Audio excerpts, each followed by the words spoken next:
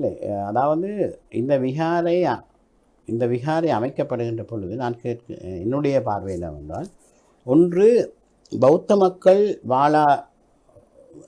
வாழ்கின்ற இடமாக இருந்தால் அது ஒரு ஏற்றுக்கொள்ளப்படக்கூடிய ஒரு விடயம்.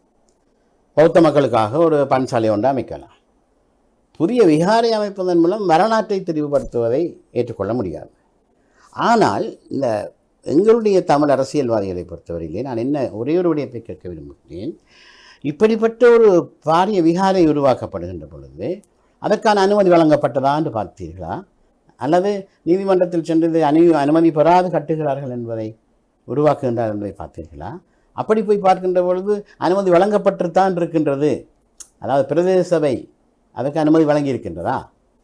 அப்படி அனுமதி வழங்கியிருந்தால் அந்த சாதாரணமான ஒரு அத்திவாரம் என்று சொல்லுவோம், அதில் இருந்து இவ்வளவு தூரம் விகாரைகளும் கட்டப்படுகின்ற வரைக்கும் இந்த தமிழ் அரசியல்வாதிகள் என்ன செய்து கொண்டிருந்தார்கள் என்றால் இப்படி பிரச்சனை வந்திருக்காதே.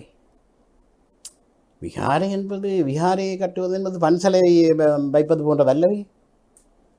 அப்போ அப்படிப்பட்ட விகாரை ஒன்று கட்டப்படுகின்றது என்றால் இன்று போராட்டம் நடத்துகின்ற அதே அரசியல்வாதிகள் பார்த்து கொண்டு தான் இருந்தார்கள். அது ஒரு பாரிய தவறு அல்லவா?